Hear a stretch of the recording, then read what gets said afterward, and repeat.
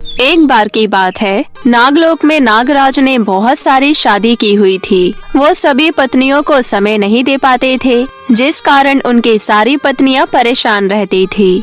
उन्हीं में से एक थी अर्पिता नागिन। अर्पिता नागिन नागराज की सबसे पहली पत्नी थी। एक दिन अर्पिता नागिन अपने कक्ष में तैयार हो रही थी। उन्हें सजाने के लिए दासियां गहनों के ढेर लेकर खड़ी थी। अपने आप को आईने में देखकर नागरानी अर्पिता दासी से कहती है, लग रही हूँ ना मैं नागराज की सबसे खूबसूरत नागरानी। मेरा दिल कहता है कि मैं खुद की ही नजर उतार लूँ। तभी दासी कहती है, ये लीजिए नागरानी, ये वाला हार पहन लीजिए। नहीं, ये हार नहीं, दूसरा वाला दो। ये हार पुराना हो गया है। इस हार की तरह ही आप भी पुरानी हो गई हो नागरानी, इसलिए आप कितना भी श्रृंगार कर लो, नागराज आपको कोई भाव नहीं देने वाले और न ही आपके साथ वक्त बिताने वाले हैं। तुम कहना क्या चाहती हो कि मेरे श्रृंगार करने से कोई फायदा नहीं है? हाँ नागरानी, यही सच है। अब आपकी उम्र हो गई है, ऐसे में आप खूबसूरत कहाँ से दिखेंगी? फिर मैं ऐसा क्या करूं जिससे कि मैं जवान दिखूं? मेरे पास एक उपाय है नागरानी। कैसा उपाय? मैंने सुना है कि कहीं पर ऐसी भी जगह होती है जहाँ किसी को भी बेहद खूबसूरत बना दिया जाता है। क्या तुम सच कह रही हो? हाँ नागरानी, मैं बिल्कुल सच कह रही हूँ। तुम जानती हो ये जगह कहाँ है? नहीं नागरानी, वो तो आपको खुद ही पता लगाना होगा। ठीक है, अब तुम मेरा जादू देखो। मैं अभी जादू से काया पलट करने वालों को बुलाती हूँ। ऐसा कहकर नागरानी अपनी आंखें बंद करती है और जैसे ही अपनी आंखें खोलती है, उसके सामने एक ब्यूटिशियन राधा प्रकट हो जाती है। राधा नागरानी अर्पिता को देखकर डर जाती है और चिल्लाने लगती है। तभी अर्पिता नागिन उससे कहती है, तुम तो वही हो ना जिसे काया पलट करने का जादू आता है? ये मैं कहाँ पर आ गई? यहाँ पर सभी कितने भयंकर दिख रहे हैं। ये सब इतना डरावना सा लग रहा है। मुझे कोई बताओ। क्या सच में तुम्हें श्रृंगार देवी हो? क्या? श्रृंगार देवी? श्रृंगार देवी का मतलब होता है ब्यूटिशियन। लेकिन तुम्हें कैसे पता कि मैं ब्यूटिशियन हूँ? मेरा मतलब श्रृंगार देवी। अरे मुझे पता है, तभी तो मैंने अपने जादू से तुम्हें यहाँ बुलाया है।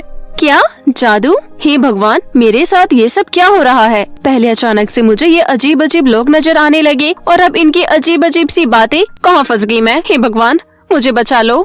तुम मुझसे डर क्यों रही हो? मैं तुम्हें कोई नुकसान नहीं पहुंचाऊंगी। बस तुम अपने जादू से मुझे सुंदर बना दो।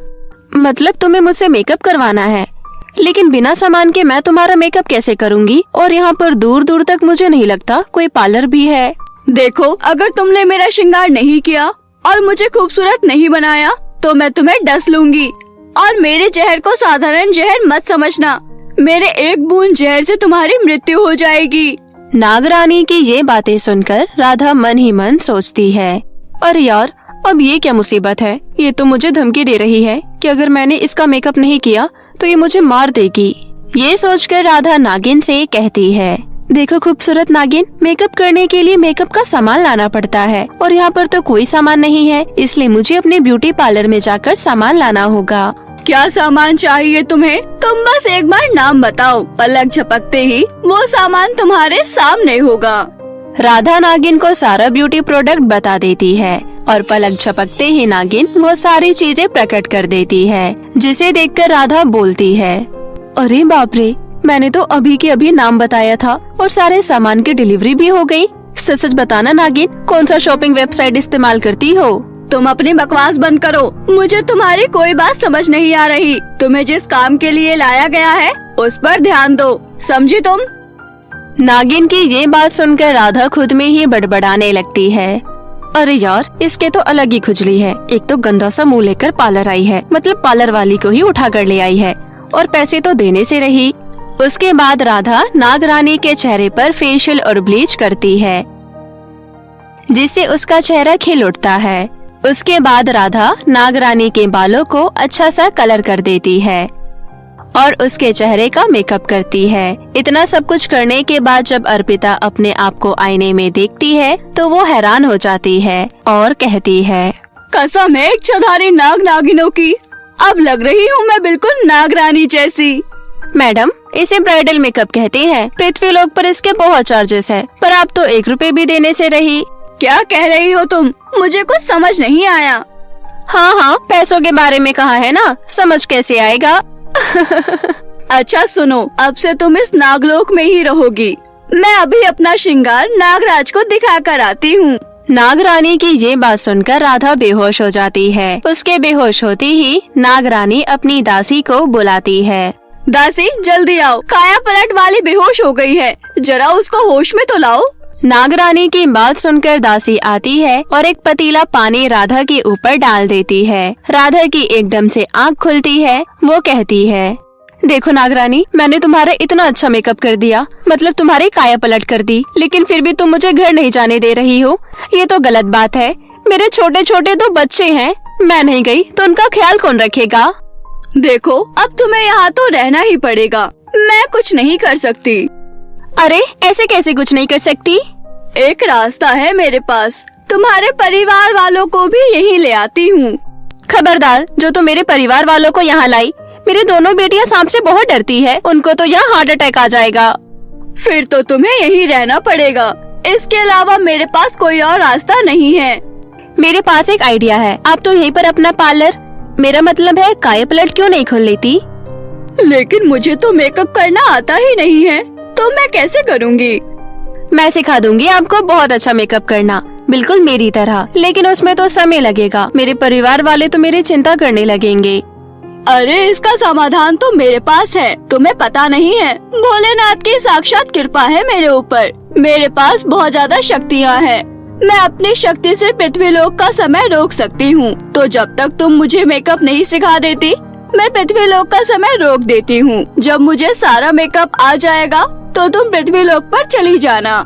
सच में ऐसा हो सकता है? हाँ बिल्कुल। अब बताओ, तुम्हें ये मंजूर है? मंजूर करना ही पड़ेगा, अब तुमने कोई बहाना भी तो नहीं छोड़ा ना। राधा की इस बात पर नागरानी हंसने लगती है। नागरानी पृथ्वीलोक का समय रोक देती है और राधा नागरानी को पार्लर का सारा काम सिखाने में लग जाती है। पूरे 1 महीने तक लगातार ये सब चलता रहता है और 1 महीने बाद अर्पिता नागिन मेकअप सीख जाती है। फिर राधा कहती है, नागरानी जी, आपने तो सारा मेकअप सीख लिया, अब फटाफट अपना पार्लर खोल लीजिए। आखिर कंस्ट्रक्शन में भी तो कुछ समय लगेगा ना। क्या ये क्या होता है? ओहो, मैं तो भूल ही गई थी, मतलब पार्लर बनाने में भी तो समय लगेगा ना। नहीं तो पार्लर बनाना तो मेरे बाएं हाथ का खेल है। ऐसा कहकर नागरानी राधा को लेकर एक खुली जगह पर जाती है और पलक झपकते ही वहाँ पर एक बहुत बड़ा पार्लर खड़ा हो जाता है। अरे यार, मैं तो भूल ही गई थी कि यहाँ सब कुछ फास्ट फॉरवर्ड है। नागिन अपने नए जादुई पार्लर के उद्घाटन के लिए नागराज को बुलाती है। नागराज पार्लर का उद्घाटन करने आते हैं। नागराज अर्पिता नागिन को देखकर बोलते हैं, अर्पिता नागिन, तुम तो बहुत खूबसूरत लग रही हो। ऐसा लग रहा है कि आपकी उम्र बढ़ने की जगह कम हो रही है। आप तो दिन प्रतिदिन जवान दिख रही हैं और आपका ये काया पलट तो बहुत खूबसूरत है। आइए इसका उद्घाटन करते हैं।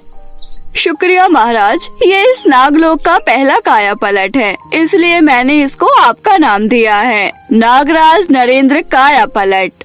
शुक्रिया अर्पिता नागिन, लेकिन आपने ये विद्या कहाँ से सीखी?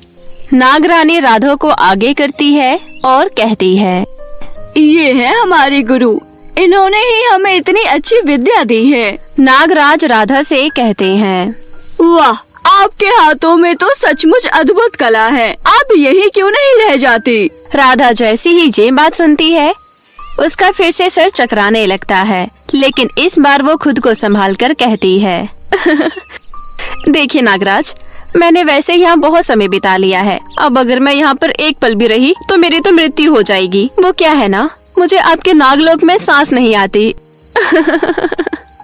अच्छा जी, चलिए, आप हमसे एक वरदान मांग सकती हैं। हाँ, मुझे एक वरदान चाहिए। मुझे मेरे घर भेज दीजिए और पृथ्वीलोक का समय फिर से चला दीजिए। राधा के ऐसा कहने पर महाराज उसकी बात मान लेते हैं और पृथ्वीलोक का समय वापस से चालू करके उसे वापस घर भेज देते हैं। फाइनली बहुत दिन बाद राधा अपने परिवार वालों से मिलती है और लंबी सांस लेते हुए कहती है, बाल बाल बची।